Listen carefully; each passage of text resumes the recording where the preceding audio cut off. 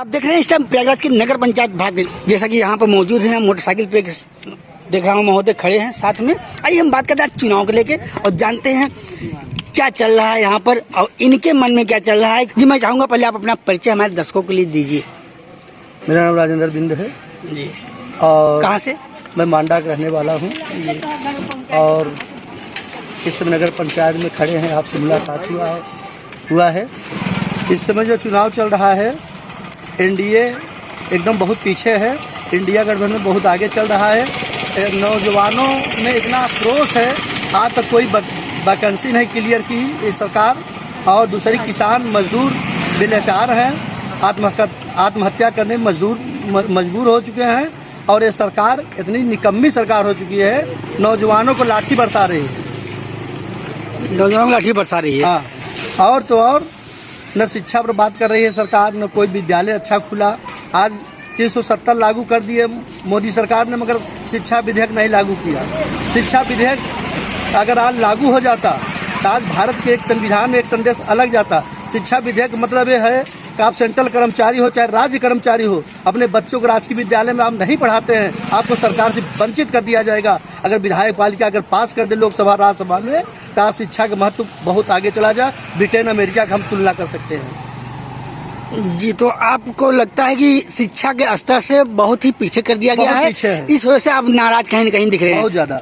तो अभी आपने बताया कि शिक्षा का स्तर, आपको क्या कमी दिख रही है? हमें देख रहे हैं प्राथमिक विद्यालय के टीचर खुद अपने बच्चों को राजकीय विद्यालय में नहीं पढ़ाते हैं। बड़ी विडम्बना की बात है।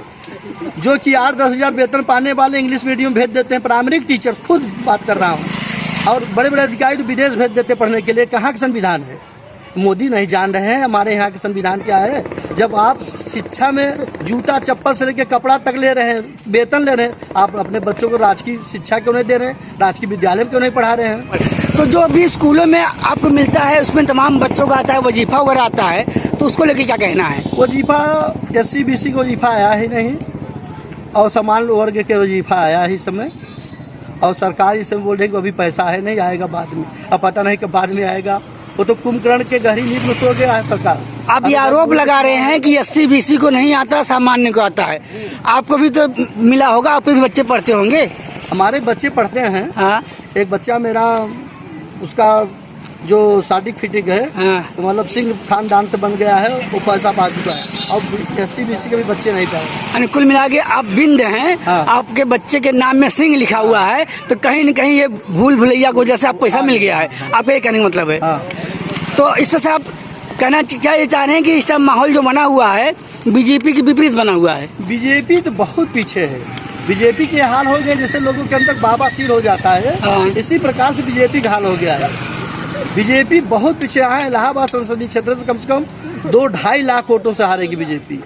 और पूरे भारत में माहौल इंडिया गठबंधन का है। पूर्ण बहुमत की सरकार बनने जा रही है इंडिया गठबंधन की, और उसमें राहुल गांधी प्रधानमंत्री बनने जा रहे हैं। मैं आपसे पूछना चाह रहा हूँ, क्या आप सपा या तो आप इस कांग्रेस कोई नेता तो नहीं है? कोई दल में हम नहीं है। कोई दल में नहीं है? एक नागरिक है, आम जनता है भारत की। आम जनता में इतना आक्रोश? बहुत आक्रोश है। गंगा के नाम सफाई अरबों खरबों खा लेते हैं लोग भाजपा वाले, मगर गंगा में जाओ तो कहीं सफाई नहीं। अरे आप बताना चाहेंगे? योजना जैसे यूरिया 50 किलो की थी, 45 किलो कर दिया। और गल्ला दे के हम जैसे नौजवानों को मतलब बैसाखी ठिका दी। जो कोरोना काल में बेचारे बच्चे आए थे, रेंग के आए थे, सोचो 2800 किलोमीटर पैदल यात्रा करके आए। सरकार उस समय सो रही थी। अरे साधन दे देती, मुहैया करा देती, घर में पहुंचा देती उन लोगों को, तब जाके लॉकडाउन लगाती। मगर सरकार जानबूझ के कमाने कौन जाता है ज़्यादातर? SC BC समाज के लोग बेचारे पैदल आए। गर्भवती महिलाएं जा रही थी रोड पे, हम लोग ने देखा, गंगा किनारे जा रही थी। तो काफी वैक्सीन आपने देखा फ्री में लगवाया गया, तो सभी लोगों को लगा। वैक्सीन की बात में श्रीमान जी आप बात कर रहे हैं। ब्रिटेन कंपनी की एक अदालत ने वैक्सीन के बारे में 56 करोड़ मोदी सरकार ने कमीशन लिया। मोदी के वैक्सीन के आगे मोदी फोटो था। जब खुलासा ब्रिटेन की सरकार अदालत वहाँ बोला वैक्सीन गलत है, वापस लिया वैक्सीन, तुरंत मोदी का फोटो हट गया वहाँ से। वैक्सीन को भी नहीं छोड़ रहे मोदी सरकार। यानी करीब मतलब आपका ये है कि कहीं न कहीं भाजपा सरकार वैक्सीन में भी विफल है। विफल वजह क्या है विफल होने का?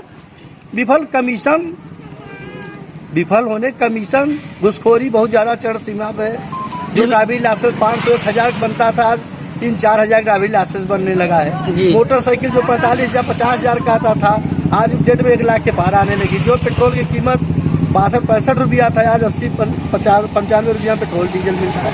हर क्षेत्र में तो महंगाई है। यानी हर एक विभाग, हर एक क्षेत्र में किसी तरह से कोई भी विकास आपको दिख नहीं रहा है, चाहे वो राम मंदिर हो, चाहे वो 370 धारा हो। राम मंदिर तो एक आस्था का विषय था, वो तो अदालत फैसला दिया, मोदी जी ने बनवा दिया, उसमें कोई भाजपा के योगदान नहीं है। राम मंदिर में तो